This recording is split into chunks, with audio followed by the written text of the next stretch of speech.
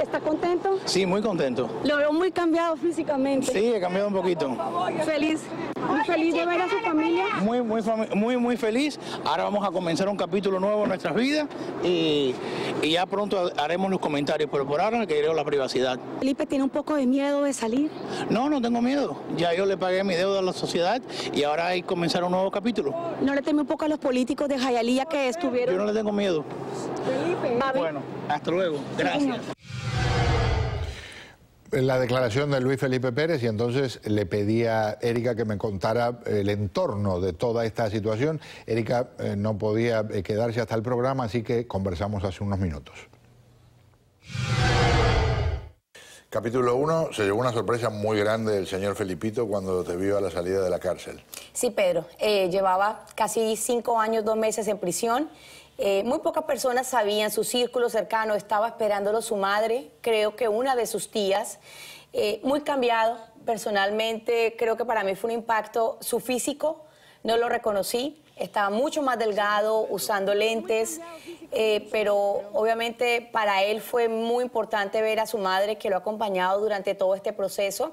Hay que recordar que Luis Felipe Pérez se hace tristemente célebre en el año 2010 cuando el FBI había hecho una investigación muy amplia de un fraude gigantesco de 40 millones de dólares que aparentemente se movían en una especie de banca fantasma en la ciudad de Hialeah.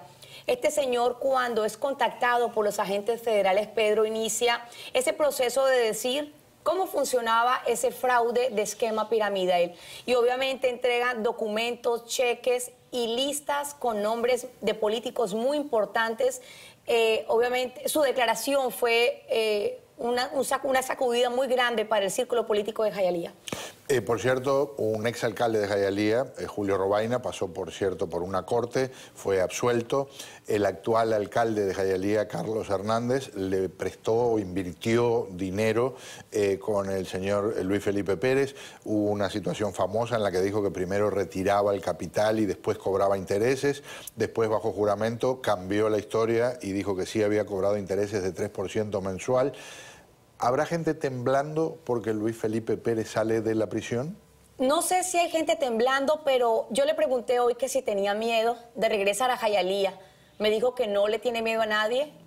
Fue una entrevista muy pequeña porque su madre de verdad le pidió que no hablara y él me dijo en un momento que quería que le respetáramos su privacidad.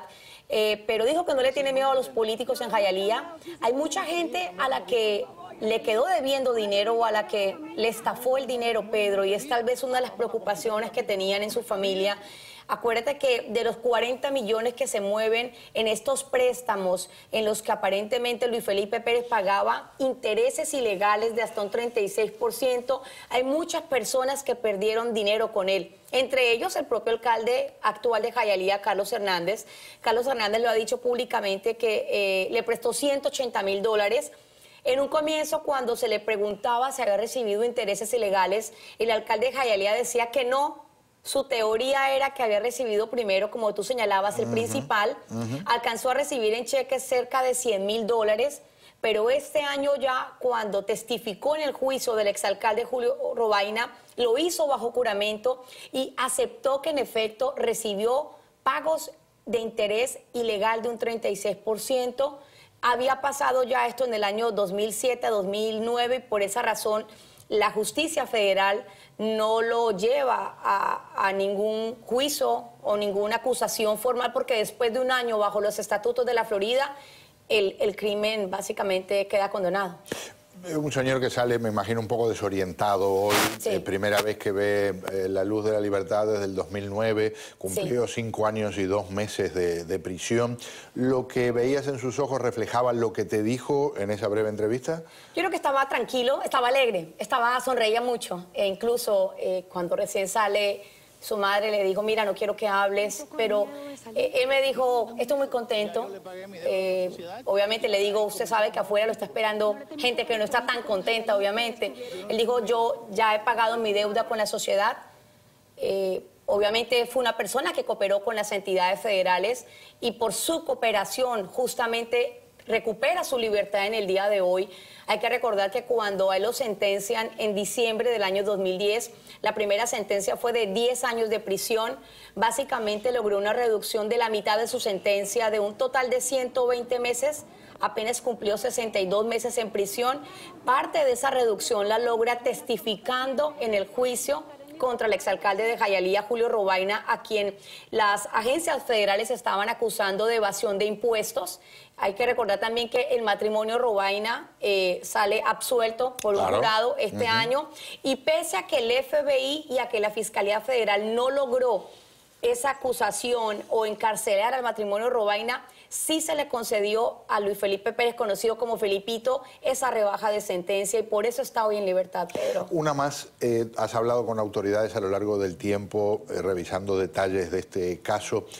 ¿Crees, por lo que has hablado, que pueda haber peligro para la integridad física de Luis Felipe Pérez? Porque, como tú muy bien dices, hay gente que no está nada contenta con él. Pero no sé si represente, si haya un peligro para su integridad, pero lo único que sí va a pasar es que él se va a tener que quedar en Miami. ¿Por qué? Porque es parte del acuerdo que logró con la Fiscalía. Como parte del acuerdo que logra con la Fiscalía, primero tiene que hacer una restitución económica. Tiene que devolver $5.719.000. No sé si tiene el dinero en una cuenta, no sé de qué forma, pero es parte de los documentos, de lo que está escrito en los documentos federales. También dice que va a estar 5 años en libertad condicional.